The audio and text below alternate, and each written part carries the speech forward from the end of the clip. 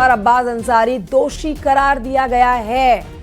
बड़ी खबर इस समय की बता रहे हैं, हेट स्पीच के मामले में दोषी करार दिया गया अब्बास अंसारी और बस अब से थोड़ी देर के बाद सजा का ऐलान होगा। विधानसभा चुनाव के दौरान अधिकारियों को धमकी दी थी, इसी मामले पर आज फैसला आया है। विधानसभा चुनाव जिसमें नफरती भाषण और चुनाव आचार संहिता का उल्लंघन इन्होंने किया और इसी वजह से मुकदमा दर्ज किया गया। कोर्ट में मामला जब चला तो लंबी सुनवाई के बाद अब आज 31 मई की तारीख मुकर्रर की गई थी फैसले की और फैसला आ चुका है। सजा क्या मिलती है इस पर सबकी निगाहें टिकी रहेंगी, लेकिन दोषी करार दिया गया है अब्बास अंसारी। उपेंद्र हमारे सहयोगी और जानकारी के साथ इस समय लाइव मौजूद है। माऊ से सीधे रुख करेंगे उपेंद्र की तरफ। उपेंद्र, लगातार मूंछों को ताव देता हुआ अब्बास अंसारी नजर आया है। अब आज जब उनको दोषी करार दिया गया है तो ये जरूरी हो जाएगा कि उनका रिएक्शन और उनके हाव भाव कैसे होते हैं। लेकिन दोषी करार दिए जाने के बाद क्या उम्मीद लगाई जाए, कितनी सजा, क्या सजा हो सकती है उन्हें और क्या विधायकी बचेगी या फिर नहीं, ये भी बड़ा प्रश्न है। इस पर विस्तार से जानकारी दें। देखिए, बिल्कुल पहले उसके स्टाइल की बात कर ले। अगर मूंछों पे जो ताव देने की है वो कॉपी करता है अपने पिता मुख्तार अंसारी की, चूँकि मुख्तार अंसारी का ये स्टाइल हुआ करता था। दिखाने की कोशिश करते हैं कि मुख्तार अंसारी की विरासत अभी चल रही है। अब बात आज के फैसले पर कर लेते हैं। आज का जो फैसला हुआ है उस पर फिलहाल अभी जो दोषी पाए गए हैं अंसारी, लेकिन अब सबकी निगाहें सजा के साल पर हैं। वो इसलिए ये सबकी निगाहें हैं क्योंकि अगर 2 साल की सजा होती है तो ये नियम है, सुप्रीम कोर्ट के आदेश के बाद ये नियमावली बनी, अधिनियम बना कि अगर कोई भी सांसद, कोई भी विधायक जिसको 2 साल की किसी मामले में सजा होती है तो उसकी विधायकी यानी कि उसकी सदस्यता रद्द हो जाएगी।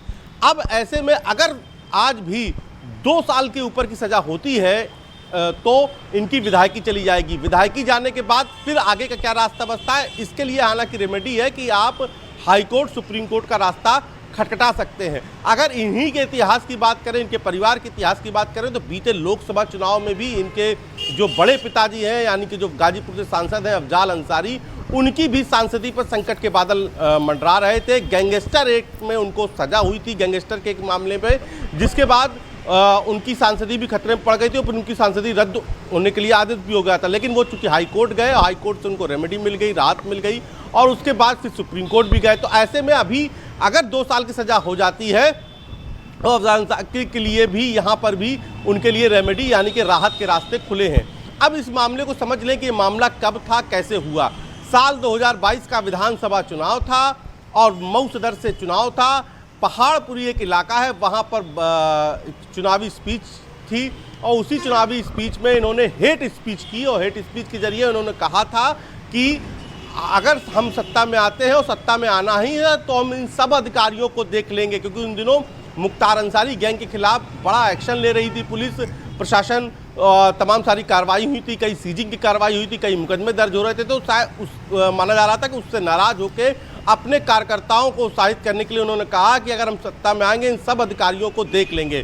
इसको पुलिस ने वहीं पर कोतवाली, मऊ सदर की कोतवाली के एक सब इंस्पेक्टर की तहरीर पर ये कोतवाली में मुकदमा दर्ज हुआ, जिस पर लोक सेवक को धमकाने, लोक सेवा के कार्य में बाधा डालने, लोक सेवक के कार्य में बाधा डालने समेत कई धाराओं में मुकदमा दर्ज हुआ। कई दिनों तक ये बहस चली। इसमें उनके जो इलेक्शन एजेंट थे, भाई थे उमर अंसारी, उस पर भी इसमें मुकदमा दर्ज हुआ था। तो उसी पर ये लंबी बहस के बाद अभियोजन पक्ष ने अपनी दलील दी। अभियोजन पक्ष ने वो वीडियो साक्ष्य भी दिखाए। अभियोजन पक्ष ने पुलिस की जो विवेचना थी वो भी रखी, उस पर जबरदस्त दलील दी। हालांकि बचाव पक्ष की ओर से भी दलील दी गई। लेकिन अब जब आज फैसले की घड़ी आई तो अदालत ने दोषी पाया है। अब दोषी पाने के बाद यहाँ फिलहाल जो है अब पूरा जो रिजर्व कर लिया है फैसला। अब इस पर कुछ देर बाद ये तय होगा कि आखिर अदालत ने इस पर कितने साल की सजा सुनाई, कितना जुर्माना दिया, क्योंकि इसके बाद ही अब भविष्य तय होगा। बिल्कुल। और उपेंद्र, अब्बास अंसारी के इस मामले के बाद जितने भी नेता थे उनकी जो हेट स्पीच लगातार चलती रहती थी, खासतौर पर चुनावों के दौरान, इस मामले के उजागर होने के बाद ही उन सब नेताओं की हेट स्पीच पर कहीं ना कहीं फुल स्टॉप लगा था।